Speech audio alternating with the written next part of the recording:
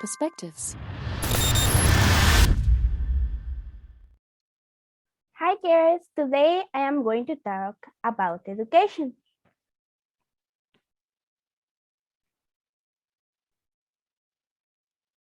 The world has a lot of social issues. One of them is education. Unfortunately, Guatemala is not the exception for that issue. And as you know, education is something really essential for everyone. But what is education? Education means knowledge, values, skills, critical thinking, problem solving, and creativity.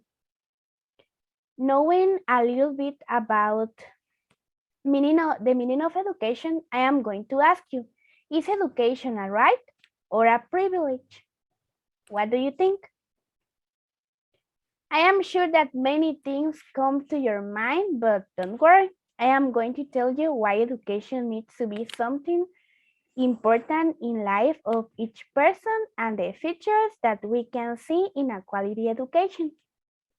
But before all, you have to know what is a human right and also education as a human right. Human rights are inherent to all human beings, regardless of nationality, sex, national or ethnic origin, color, religion, language, or any other status. They cannot be given or taken away. Human rights Human rights are the foundation for freedom, justice, and peace in the world. Additionally, we have education as human right. When you think about education as human right, or it is the right, or the right to education is legally guaranteed for all without any discrimination. And also states have the obligation to protect, respect, and fulfill the right to education. And you know, when I was looking for the information for this presentation, I found a quote. And there is a quote that like maybe shows the importance of education. I'm going to show you. And the quote says, if you are planning for a year, so rise. If you are planning for a decade, plant trees. Plant trees. If you are planning for a lifetime, educate people. It was a Chinese proverb, but when you like think about this proverb, in fact, there are many ways you can make an impact on the world, but there is no greater impact that you can make than spreading education and empowering people who will empower and teach people who in turn will empower and teach more. And you know, there is a girl, her name is Katarina Tomaszewski, who was the first UN special reporter developed the 4As. And after these 4As were adopted by the Committee of Economic, Social, and Cultural Rights. But before telling you the meaning of each A, I am going to explain you the reason why 4As were created. The reason why 4As were created is because for being a meaningful right. Education in all its forms at all levels should exhibit these interrelated and essential features. The first A is for availability, and it says that education is free and there is an adequate infrastructure and trained teachers able to support the delivery of education. The second A is for accessibility. The education system is non-discriminatory and accessible to all, and positive steps are taken to include the most marginalized. Then the third A is for acceptability. The content of education is relevant, non-discriminatory and cultural appropriated, and of quality. Schools are safe and teachers are professionals. And last but not least, we have adaptability. It says that education evolves with the changing needs of society and challenges in equalities, such as gender discrimination. Education adapts to suit locally specific needs and context. And I have another question for you. What do you think about our education system? So just think about it. And in conclusion, education is a right, but just because it is a right, it doesn't mean that it can be of quality.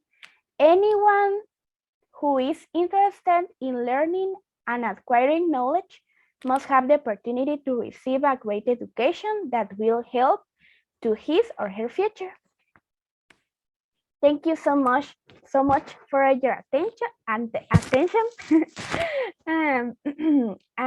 Do you have any questions? Thank you, Chelsey, for this great presentation. I enjoy it and I learned a lot about education. Yeah, I was thinking when I was listening to you, I was thinking about what do you think about the education as a right, like in the public education in these times of pandemic?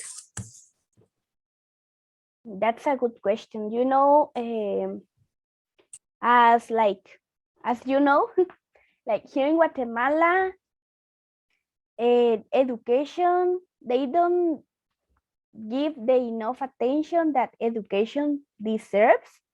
It's like something really sad because the pandemic start like one day and the president said that all the presential classes are not able to, like we were not able to go to classes.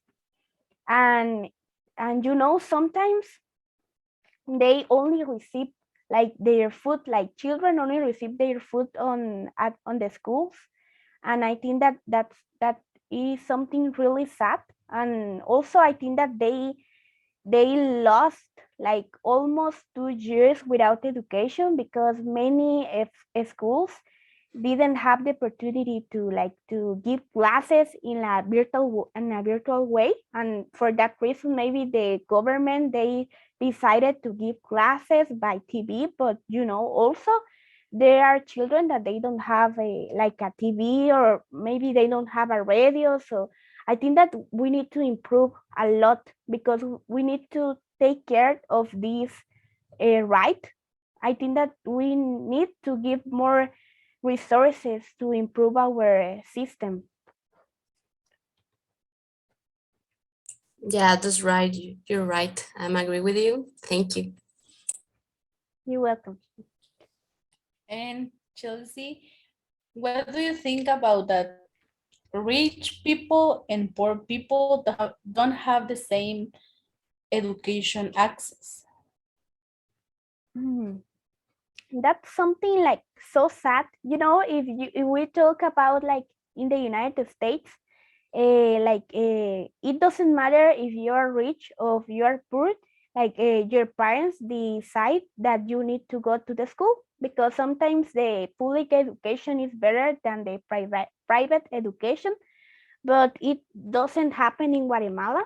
You can really see the difference between a school, like a public school and a private school.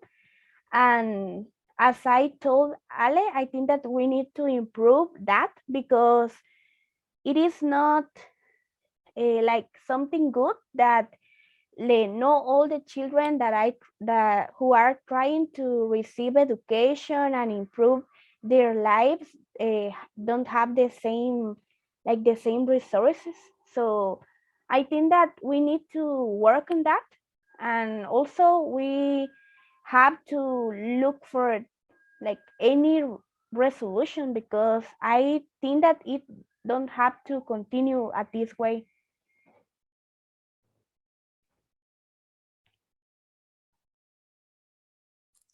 And I would like to ask you something. What do you think about children that doesn't have the possibilities to study? You know that we are in pandemic and most of the classes are using internet or computer. What do you think about them? What can we do to help them? That's a good question.